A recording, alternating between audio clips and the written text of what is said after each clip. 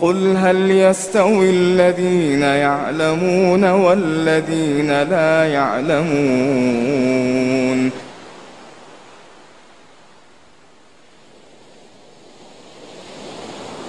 بسم الله الرحمن الرحيم. الحمد لله رب العالمين، صلى الله وسلم على نبينا محمد وعلى آله وصحبه أجمعين، أما بعد، حياكم الله وأهلا وسهلا بكم. بعد هذا الانقطاع اليسير توقفنا في آخر الدرس الماضي حول نهاية الأحكام الوضعية، أليس كذلك؟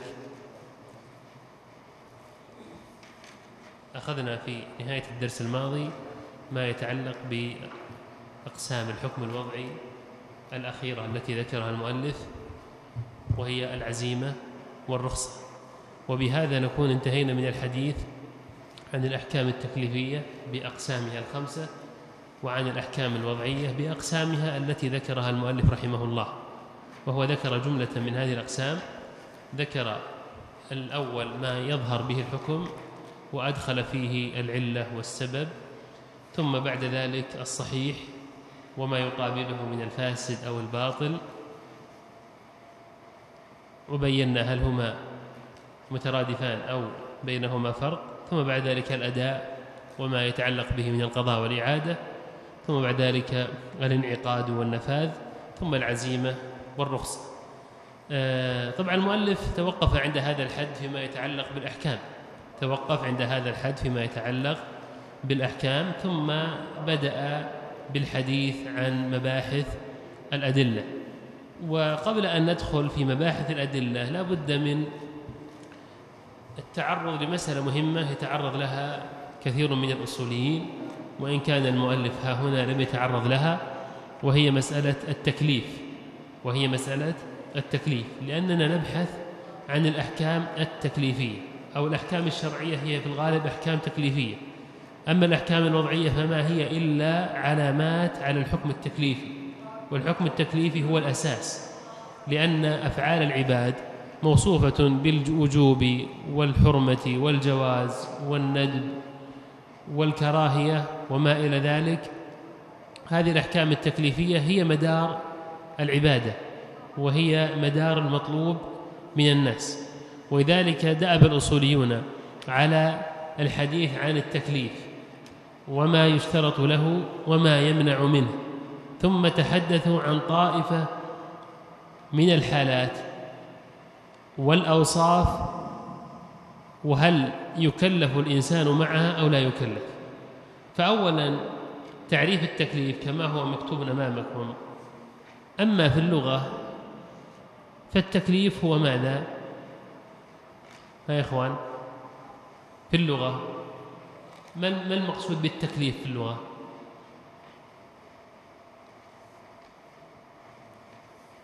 الكلفة ما هي في اللغة؟ المشقة. نعم، أما في اللغة فالتكليف هو المشقة. فإذا كان الأمر فيه تكليف عليك يقول ماذا كلفت به؟ أي ما طلب منك. ماذا كلفت به؟ أي ما طلب منك. إذن التكليف في اللغة هو الطلب، وفي الغالب أنه لا يصدق على أي طلب، وإنما يصدق على طلب ما فيه مشقة وتعب. أما الأشياء التي ليس فيها مشقة ولا تعب فلا تسمى تكليفا. أما في الاصطلاح فقد عرف الأصوليون التكليف في الاصطلاح بأنه إلزام ما فيه مشقة. وهذا التعريف إذا طبقناه على الأحكام التكليفية الخمسة قد يكون محل نظر، لأننا إذا قلنا إلزام ما فيه مشقة، الإلزام في الأحكام التكليفية إنما يتصور في قسمين فقط، وهما الواجب والمحرم. الواجب فيه إلزام بالفعل، والمحرم فيه إلزام بالترك.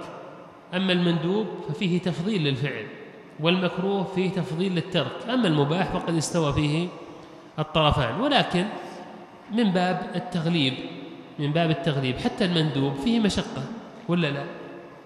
فعل المندوب أليس فيه مشقة؟ فيه مشقة. وترك المكروه فيه مشقة، أيضا فيه مشقة. فمن باب التغليب عرف التكليف بأنه إلزام ما فيه مشقة. وقد يسأل سائل ويقول إن التكليف ما هو إلا أمر من الله عز وجل، وأوامر الله عز وجل هل توصف بكونها مشقة مع أنها متضمنة للمصلحة؟ فنقول نعم، هي متضمنة للمصلحة، ولكن مع تضمنها المصلحة يترتب عليها مشقة. صلاة الفجر مثلا في مشقة ولا ما في مشقة؟ لا سيما في شدة البرد. أيضا الصوم خاصة في اليوم الصائف الطويل النهار فيه مشقة ولا ما في مشقة؟ كذلك التحرز من المعاملات المحرمة فيها مشقة. فهذه أمور مدركة وواضحة ولا إشكال فيها. إذن التكليف هو إلزام ما فيه مشقة. طيب متى يوصف الإنسان بكونه مكلفا؟ الآن نحن عرفنا معنى التكليف، الآن لا بد أن نبين من هو المكلف، لا بد أن نبين من هو المكلف. والمكلف هو الذي يتوجه إليه الأمر والنهي، وهو الذي إذا فعل ما أمر به أجر، وإذا ترك ما أمر به أثم. من هو هذا الشخص؟ هل كل الناس مكلفون، أو أن بعضهم مكلف وبعضهم غير مكلف؟ هذا السؤال يجاب عنه من خلال بيان شروط التكليف، يجاب عن هذا السؤال من خلال بيان شروط التكليف. فما شروط التكليف؟ نعم، الأخ يقول الإسلام. نعم صحيح، الإسلام هو أول شروط التكليف، الإسلام هو أول شروط التكليف. فلا يمكن أن يكلف الكافر بصوم أو بزكاة أو بحج، هو مكلف بما هو أعلى من هذا، هو مكلف بما هو أعلى من هذا وهو الإسلام. ولذلك إذا رأيت كافرا لا يصح أن تأمره بالصلاة، ولا أن تأمره بالزكاة، ولا بالحج، ولا بالصوم، وإنما يجب عليك أن تأمره بما هو أساس لهذا كله، وهو الأمر بالإسلام. وهنا مسألة يتحدث عنها الأصوليون دائما بعنوان ماذا؟ تكليف الكفار بفروع الشريعة. تكليف الكفار بفروع الشريعة، هل الكفار مكلفون بفروع الشريعة أو لا؟ المسألة فيها كلام طويل، لكن الحاصل منه والفائدة من هذا الكلام قليل، الفائدة من هذا الكلام قليلة.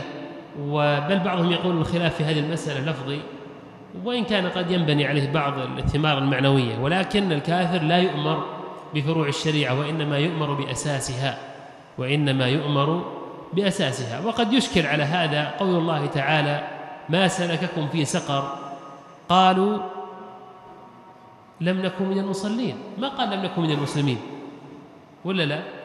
ولذلك بعض العلماء من الأصوليين يرى أن الكفار كما أنهم مكلفون بأساس الشريعة فهم مكلفون أيضا بفروع الشريعة، ويوم القيامة يعاقبون على تركهم لما وجب عليهم من الدين، وتركهم لما وجب على المكلفين من الصلاة والزكاة والحج وما إلى ذلك.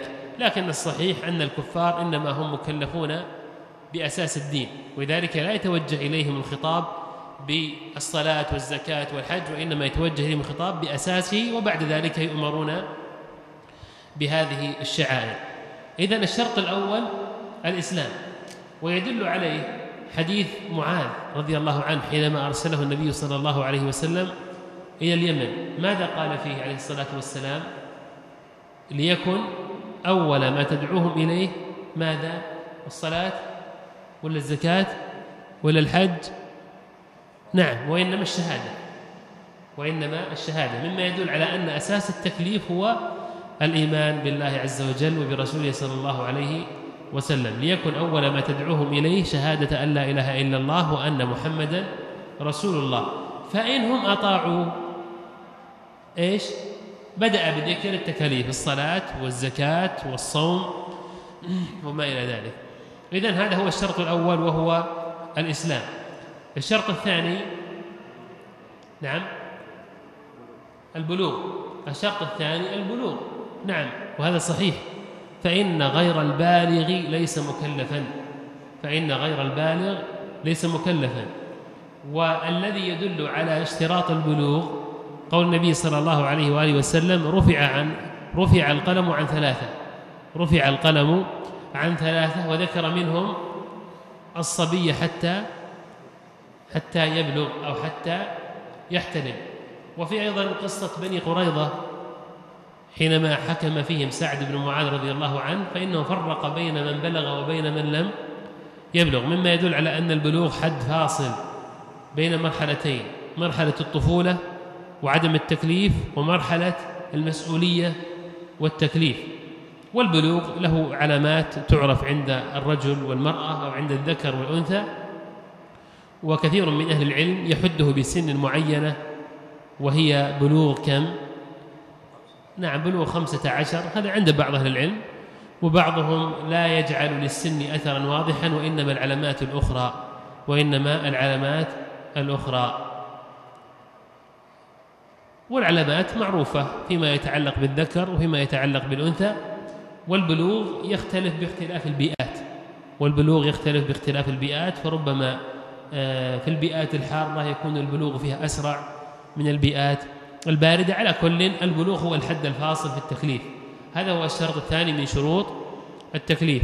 الشرط الثالث ماذا؟ العقل. أحسنت. الشرط الثالث العقل، فإن غير العاقل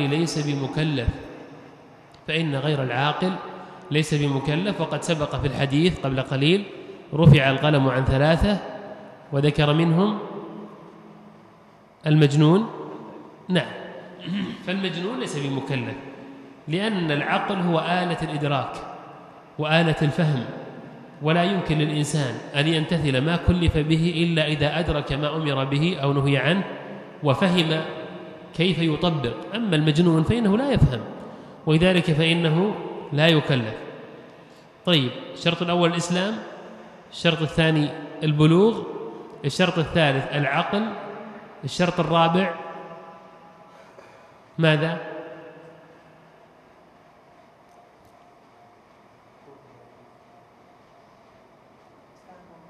يعني مثل إنسان صائم ووجد ماء بجواره فأخذه جريا على العادة وشرب منه، هنا مكلف ولا غير مكلف؟ العلم يعني قريب من العلم، وهو القصد أن يكون الإنسان قاصدا. هذا أيضا من شروط التكليف، أن يكون الإنسان قاصدا. وهنا ربما نمزج بين شروط التكليف وبين موانعه.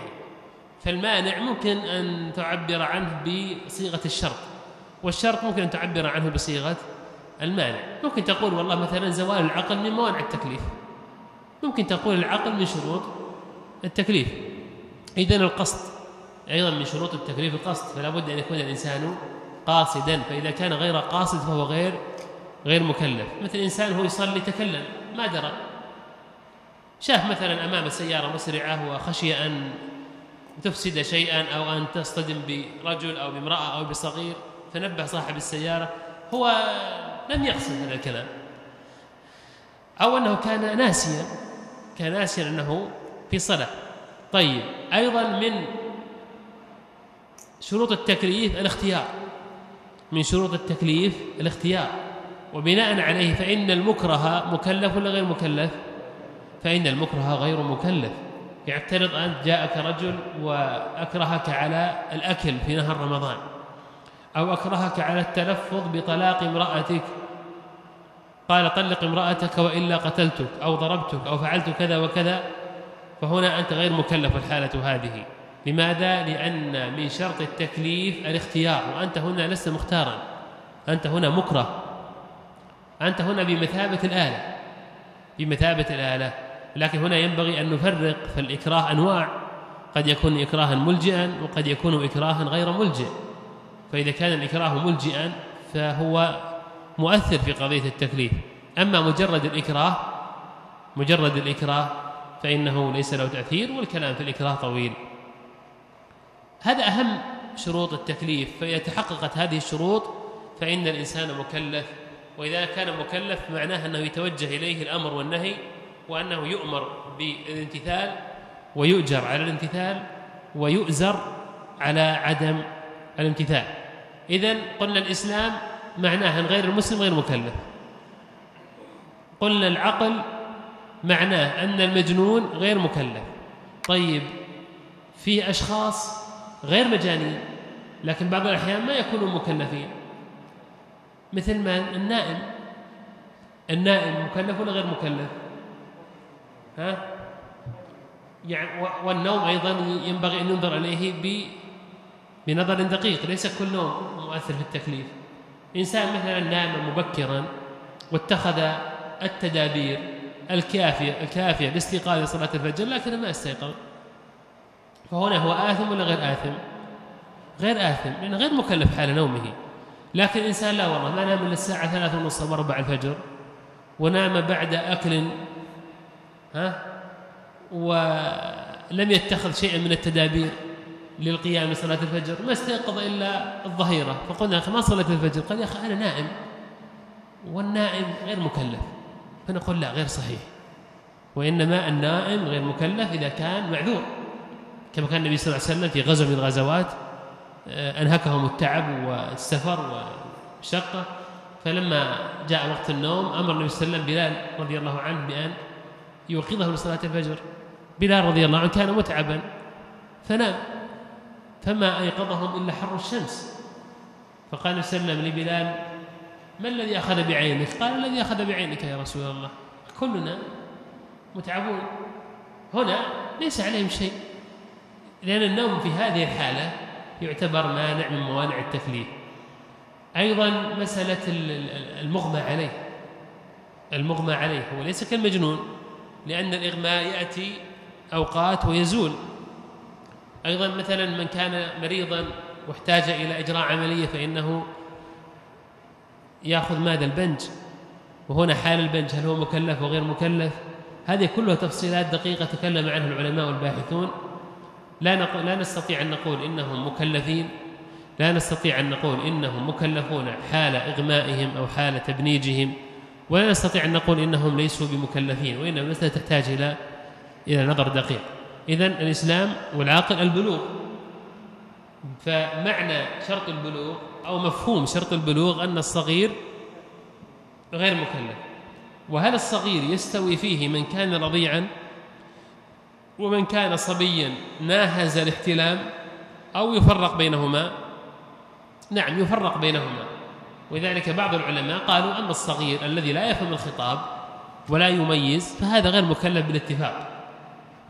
بالاتفاق، لكن الصبي الذي يفهم الخطاب ويميز هذا قد يكون مكلفا.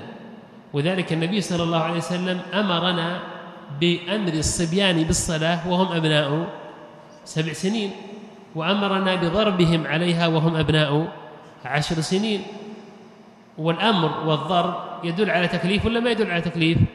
يدل على تكليف.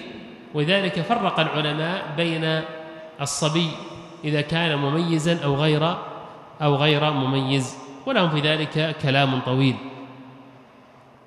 الإسلام، العقل، البلوغ. بعد ذلك قلنا فيما يتعلق بالاختيار تكلمنا عنه، وفيما يتعلق بالقصد أيضا قد يكون الإنسان غير قاصد.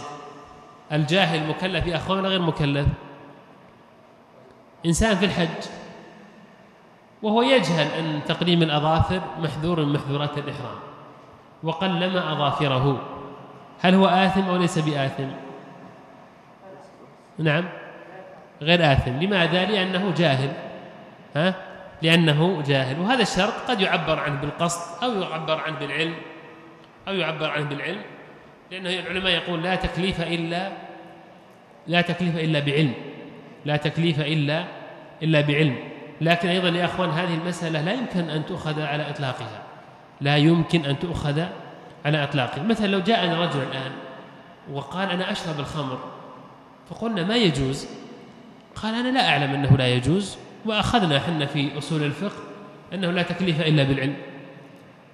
نعم، فنقول لا، ليس على كل حال. مثلا جاءنا رجل في السعودية هنا وقال والله أنا أشرب الخمر ولا أعلم أنها حرام، وجاءنا رجل مثلا في البرازيل أو مثلا في أقصى الأرض في نيوزيلندا مثلا، يعيش في بيئة بعيدة عن المسلمين، ليس له اتصال بأحد من المسلمين، وقال الحقيقة لا أعلم أن الخمر حرام.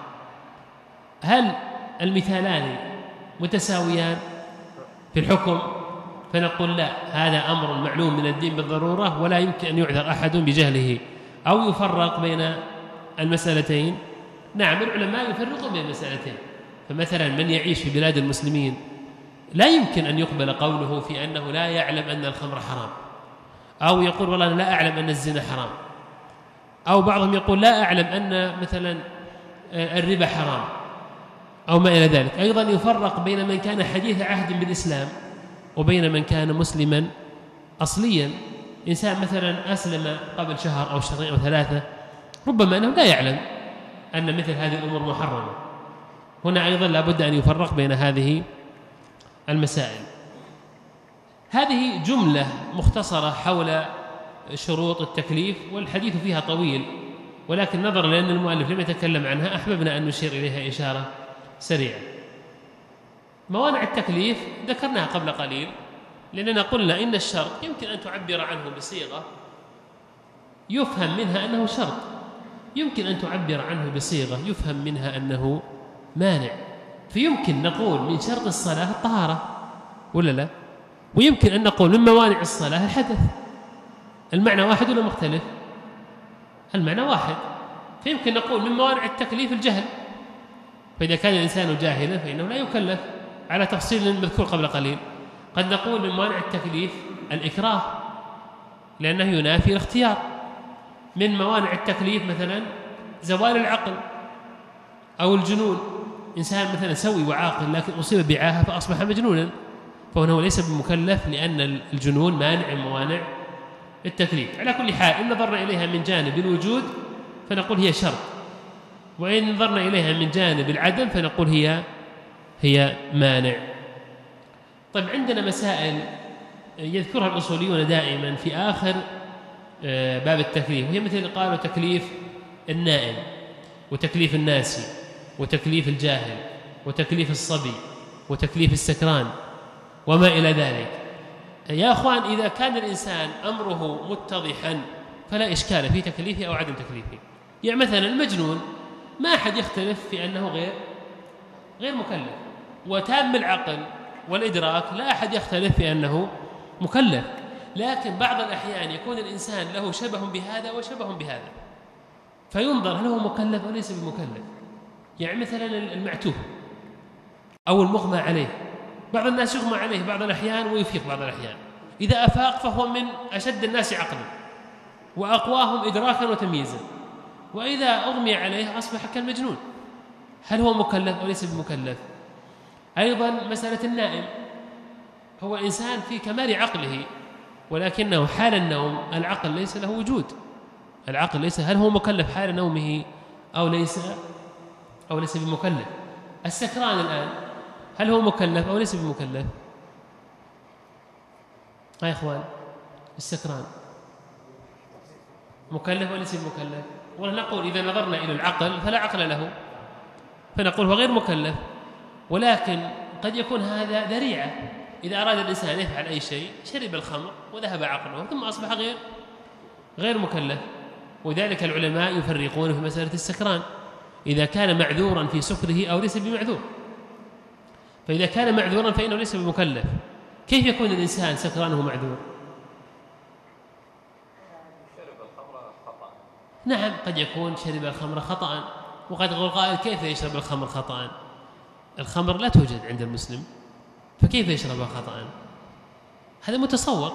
يعني من يسافر اليوم في كثير من دول العالم يجد في نفس الغرفة في الفندق الذي يسكنه فيه خمر، فربما دخل الغرفة وهو عطشان وفتح الثلاجة فوجد هذه القوارير الجميلة وهي باردة وهو عطشان، ففتحها يعني يظن أنها عصير، لم يخطر بباله أنها خمر فشرب منها. قد يكون مخطئا، قد يكون مجبرا ولا لا، قد يكون يعني مضطرا كما يقول الفقهاء إذا اضطر الإنسان لدفع الغصة بشرب الخمر وما إلى ذلك.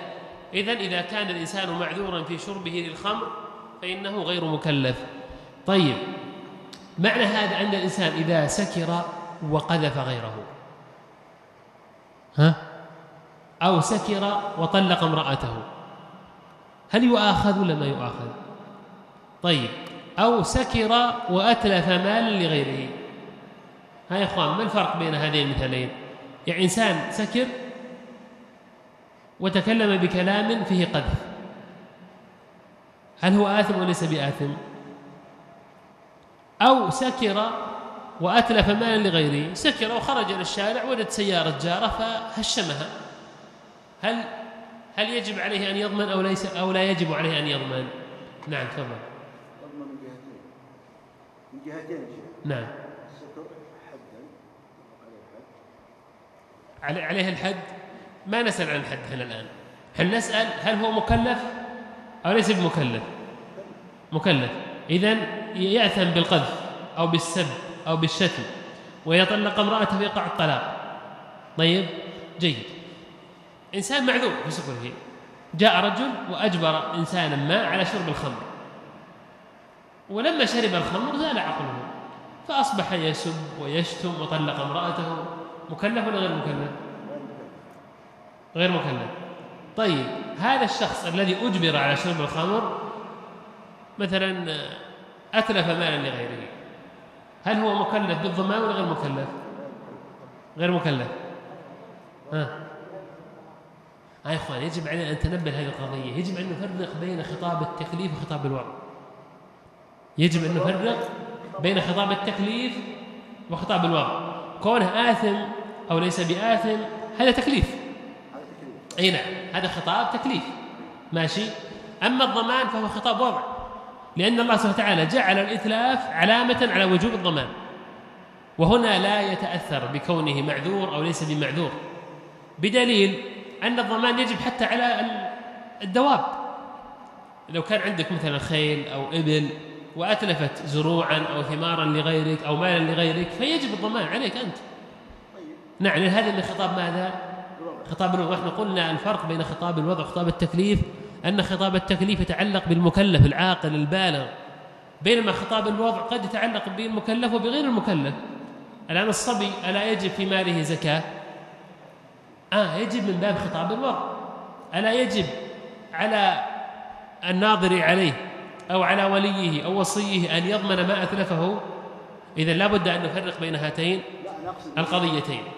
نقصد أنت قلت لي اللي أجبر أن الذي يضمن الذي أجبره. هو يضمن ولكنه يعود على من أجبره. هذا قصدي. ما في إشكال، ما في إشكال.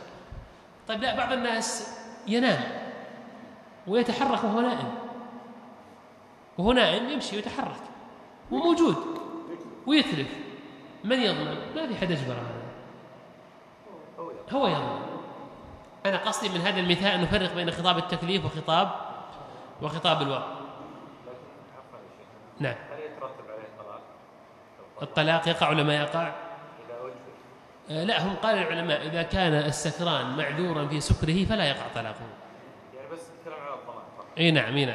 أما الضمان فعلى كل حال موجود، لكن الطلاق والمؤاخذة بأقواله إذا كان معذورا فلا يؤاخذ، أما إذا كان غير معذور فإنه يؤاخذ، لأنه هو الذي تسبب في هذا الأمر، هو الذي تسبب في هذا الأمر. نعم. المجنون أو المريض النفسي من السياقة، المريض النفسي هل هو مكلف أو غير مكلف؟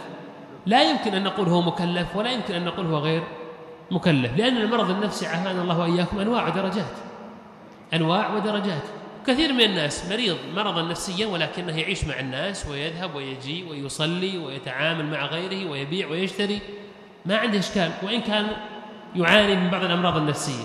لكن بعض الناس إذا أصيب بالمرض النفسي أقعده في بيته وأصبح لا يدري ماذا أخذ وماذا أعطى، خاصة من أصيب بالوسواس عافانا الله وإياكم.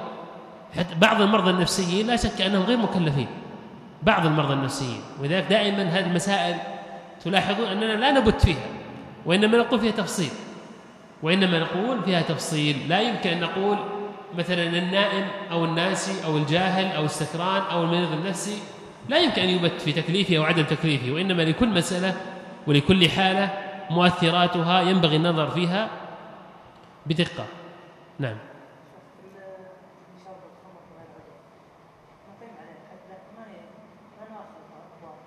على كل حال المسألة فيها خلاف طويل، مسألة إقامة الحد هذه خارج النزاع ما في إشكال. لكن هل يؤاخذ بأقواله أو لا؟ بعض العلماء قال لا يؤاخذ بأقواله وإن كان هو المتسبب، لأن الإنسان إنما يؤاخذ بما عقد عليه قلبه. هذا كلامه ما له قيمة، حتى أنه إذا زال سكره لا يدري ماذا قال. وبعضهم قال لا، من باب الذرائع، حتى لا يتخذ الناس الخمر وسيلة إلى يعني تنفيذ ما لا يستطيعون تنفيذه أثناء تمام عقلهم ووفور إرادتهم.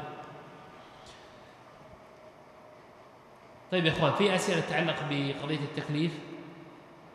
نعم. إذا أنا مثلا جبت مريض مجنون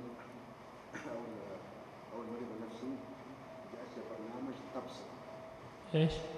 تبصير. المرض ترى المرض هذا من الألف إلى الياء. إذا استمرت على كذا ما انتبهت من النقاط الآتية 1 2 3 4 سوف يحصل لك كذا زين يا شيخ، أطلقته وراح وأخطأ. على كل حال هي مسألة تفصيلية يجب أن ينظر إليها بمفردها. ينظر مثلا، طب أعطيك مثال آخر، أنا القيام في الصلاة واجب ولا لا؟ طيب، وواحد عنده مرض في ركبتيه وقال له الطبيب عليك بتخفيف الوزن وعليك مثلا القيام بعلاج طبيعي وكذا، هذا الرجل ما التزم فأصبح لا يستطيع أن يصلي وهو واقف إلا بمشقة بالغة. إذا صلى وهو جالس يأثم ولا ما يأثم؟ هو سبب ولا مو بسبب؟ على كل حال هي مثل هذا، فينظر فيها بذاتها. حنا في القضايا الأصولية نذكر نظريات العامة ويبقى النظر الجزئي في كل مسألة هذا نظر فقهي. النظر الجزئي في كل مسألة إنما هو نظر فقهي وليس نظرا أصوليا. نعم. في أسئلة تتعلق بالتكليف قبل أن ننتقل من هذا الباب؟ شيء يتعلق بالحكم الشرعي أو الحكم التكليفي أو الحكم الوضعي أو التكليف بشروطه وموانعه وما ذكرنا من مسائله؟ نعم. الآن مثل فروع الزكاة والصلاة يطالب بها الكافر. ذكرنا قبل قليل أن العلماء مختلفون في تكليف الكفار بفروع الشريعة.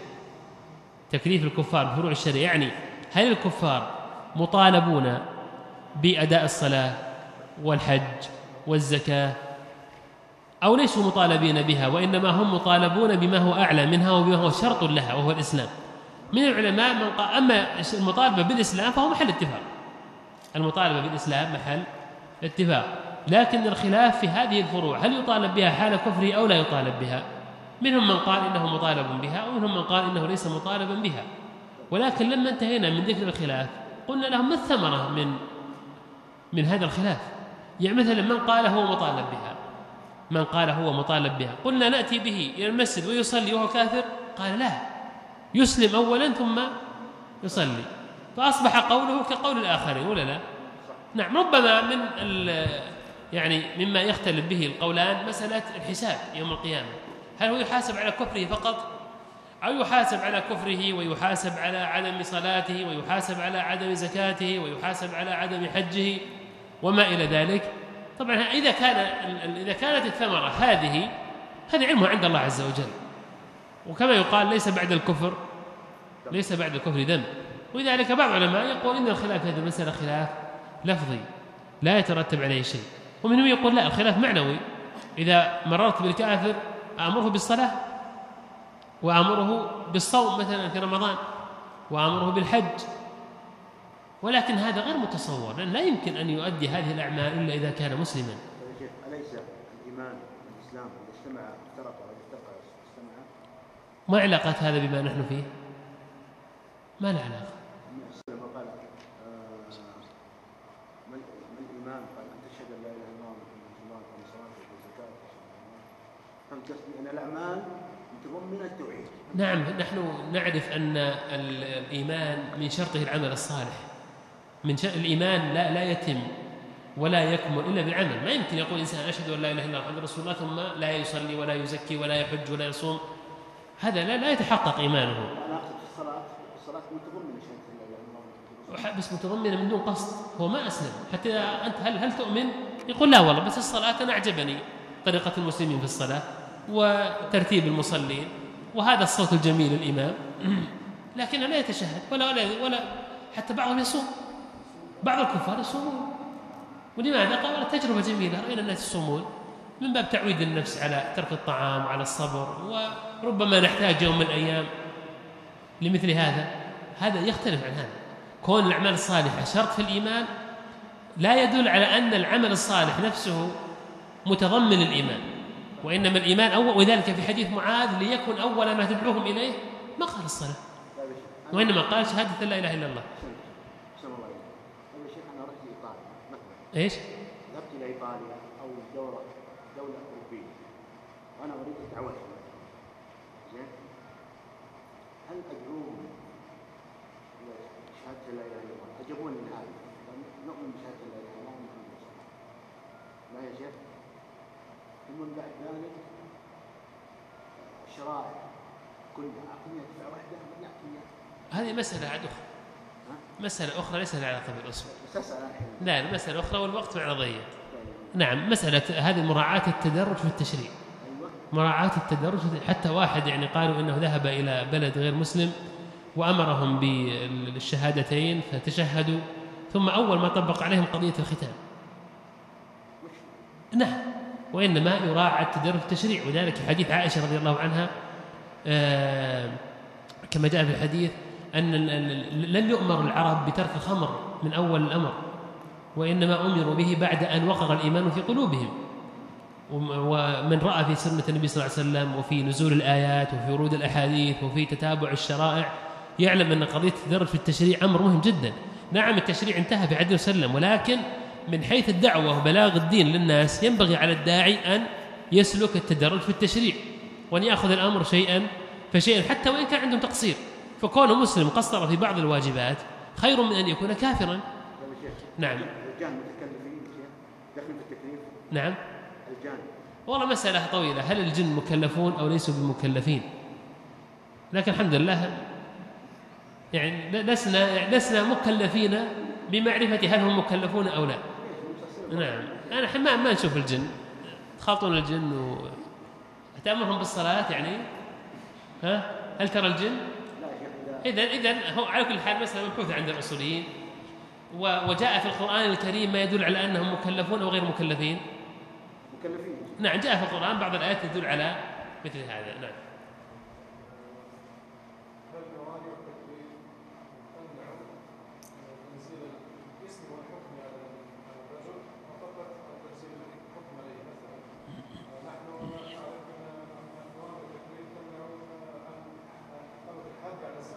نعم. لا، أما الاسم فيبقى الاسم ما في إشكال. يعني مثلا من يعني شرب الخمر وهو معذور يسمى سكران ولا ما يسمى سكران؟ يسمى سكران. يقام عليه الحد ولا ما يقام عليه الحد؟ لا يقام عليه الحد. وأنت تعرف بارك الله فيك أن الأسماء ليس لها أثر في الشريعة.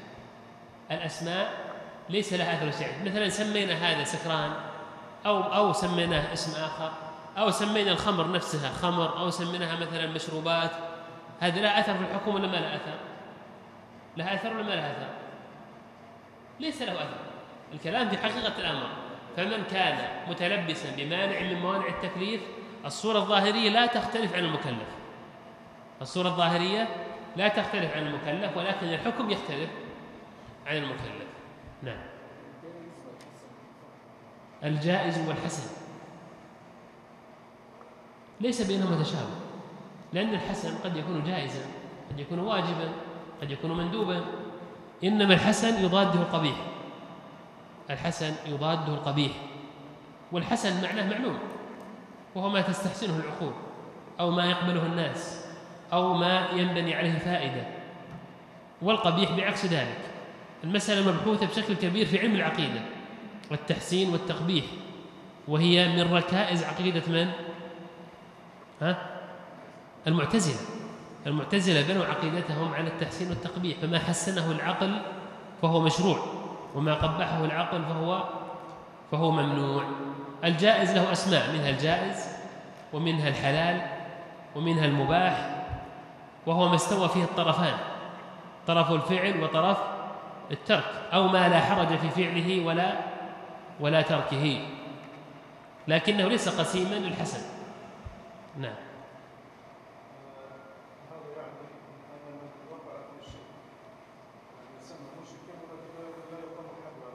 نعم أبويك وإن كان هو تلبس بالشرك ولا لا؟ نعم تلبس بالشرك، لكن هل هو مشرك؟ هل يحكم عليه بذاته أنه مشرك أو لا يحكم عليه؟ أن تعرف المسألة تحتاج إلى توافر شروط وانتفاء موانع، فإذا توافرت الشروط في حقه وانتفت الموانع في حقه فإنه يطلق عليه هذا اللفظ. لكن إذا كان مثلا جاهل طيب، أو فعل فعلا وهو مجبر، أو فعل فعلا وهو غير قاصد، فهنا لا يترتب عليه الحكم. لكن إطلاق الاسم دائما يرتبط عند الناس مع تنزيل الحكم ولا لا؟ يرتبط عند الناس خاصة عند عامة الناس، ولذلك يحسن بالإنسان أن يراعي هذا الجانب. فإذا كان الإنسان متلبسا بمانع من التكليف أن لا ينزل عليه الاسم حتى لا يفهم الناس أن الحكم مرتبط مع الاسم. نعم نعم يسمى مشرك، نعم يسمى مشرك، ولكن لا تنزل عليه أحكام المشركين. لا تنزل. هو عمل شرك ولا ما عمل بشرك؟ هو أشرك مع الله غيره ولا ما أشرك؟ نعم هو أشرك مع الله غيره، لكن هل هو يعلم أن هذا شرك أو لا يعلم أن هذا شرك؟ هل هو معذور أو ليس بمعذور؟ هنا تحتاج إلى توافر الشروط وانتفاء الموانع. نعم.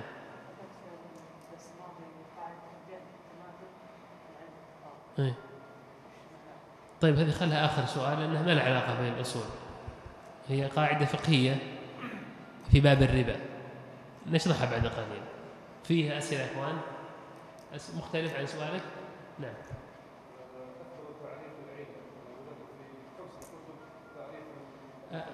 لم يختلف الأصوليون في شيء كاختلافهم في تعريف العلة. نعم.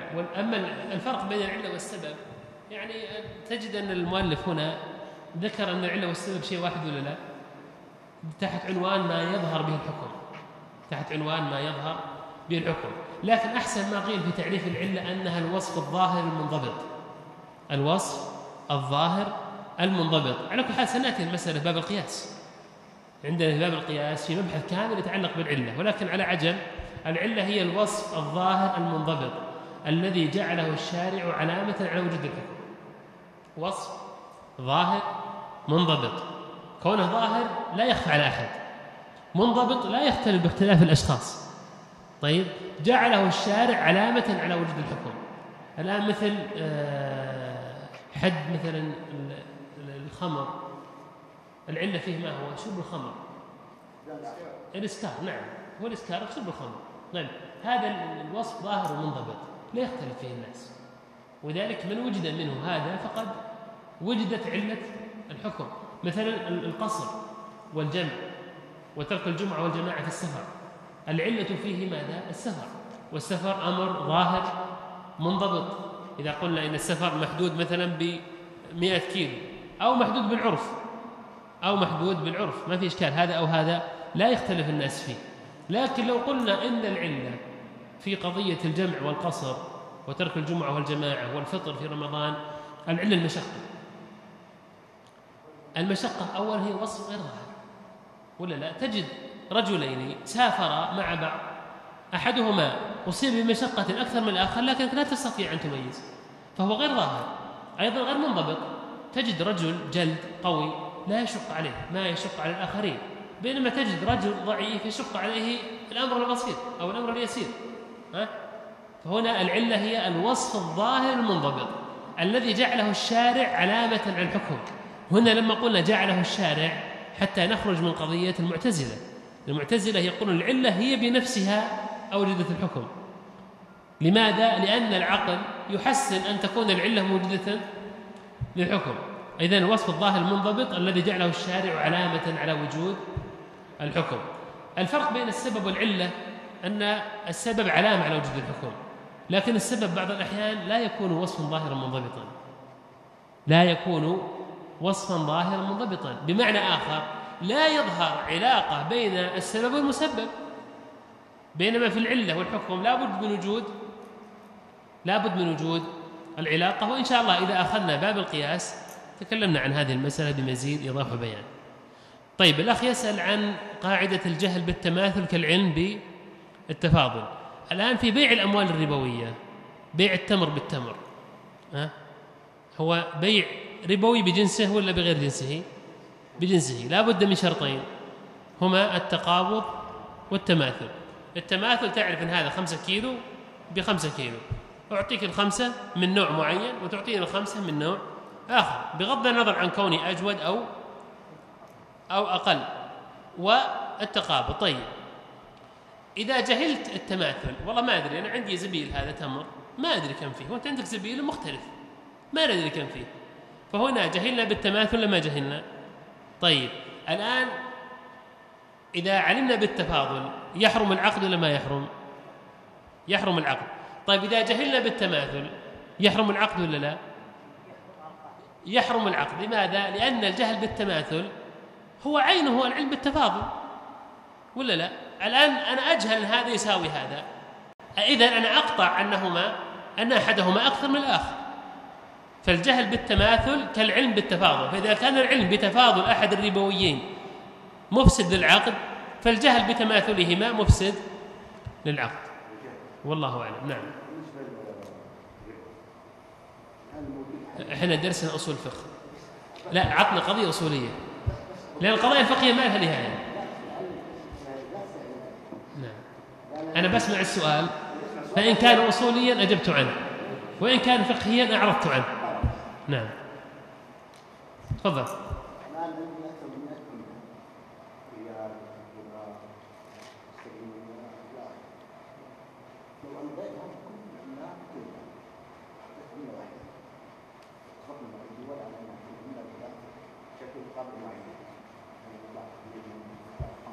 ماشي. نعم، هذا سؤال فقهي. نعم. نعم. وين مكتوب هنا؟ إيه تكليف أبدا، وأنا مكلف بشرح أصول الفقه. نعم.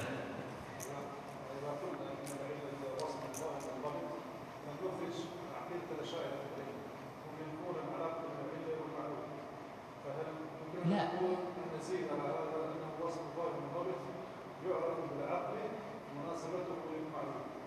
إذا قلنا وصف ظاهر منضبط، بالعكس الأشاعرة يقولون أن العلة هي المعرف الحكم فقط، الأول علامة. لا يوجد ارتباط عند الأشاعرة بين كون الشيء مناسبا لهذا أو ليس مناسبا، لأنهم يلغون جانب الأسباب والمسببات كما هو معلوم، فهم في طرف والمعتزلة في طرف. المعتزلة غلوا في إثباتها والأشاعرة غلوا في نفيها. نحن توسطنا بينهما، قلنا هو وصف ظاهر منضبط جعله الشارع علامة. هنا كون علامة ما أثبتنا الأسباب والمسببات كما يثبته المعتزلة، أو قضية التقبيح والتحسين العقلي بكون العلة بنفسها أثبتت الحكم، وإنما هنا قلنا بجعل الشارع لها كذلك. أيضا ما اتجهنا اتجاه الأشاعرة في القضية حينما ألغوا قضية العلاقة بين الأسباب والمسببات، قالوا هو العلامة فقط أو المعرف. قلنا لا، هي وصف ظاهر منضبط. حتى بعضهم قال يفهم منه مقصود الشارع، بعضهم قال يفهم منه مقصود للشارع، أو يحصل من ترتيب الحكم عليه منفعة. هذا يتماشى مع الأشاعرة ولا ما يتماشى؟ يعني كون نقول إن ترتيب الحكم عليه يحصل منه منفعة يتماشى مع عقيدة الأشاعرة ولا ما يتماشى؟ ما يتماشى. نعم. فهنا هذا الرأي وسط، ودائما أهل السنة وسط بين الغالي والجافي، ودائما في قضايا العقيدة تجد أن مذهب السلف هو متوسط بين مذهب المعتزلة الذين يغلون في إثبات العقل وفي ترتيب الأسباب على ترتيب المسببات على أسبابها، وبين الأشاعرة الذين يلغون العقل جملة وتفصيلا وينفون الأثر بين السبب والمسبب. أهل السنة والجماعة في الوسط بين هذا وذاك، ولذلك دائما أهل السنة والجماعة يردون على الأشاعرة بكلام المعتزلة. ويردون على المعتزلة بكلام الأشاعرة، ولا يفهم من هذا أنهم يأخذون بمعتقد المعتزلة أو بمعتقد الأشاعرة، لأن الإنسان في قضية الرد قد يتوسع في الأدلة، وذلك لا يؤخذ مذهب الإنسان من ردوده، لا يؤخذ مذهب الإنسان من ردوده. ربما يرد الإنسان بقضية لا يؤمن بها ولكنها تبطل رأي الخصم أو الآخر. نعم. طيب، بهذا نكون انتهينا من ما يتعلق بالأحكام الشرعية ومسائلها التفصيلية، والأسبوع القادم بإذن الله عز وجل نبدأ في مسألة جديدة وباب جديد وكتاب جديد، وهو كتاب الأدلة. أسأل الله عز وجل للجميع حسن القول والقصد، والله أعلم، وصلى الله وسلم على نبينا محمد. السلام عليكم ورحمة الله. قل هل يستوي الذين يعلمون والذين لا يعلمون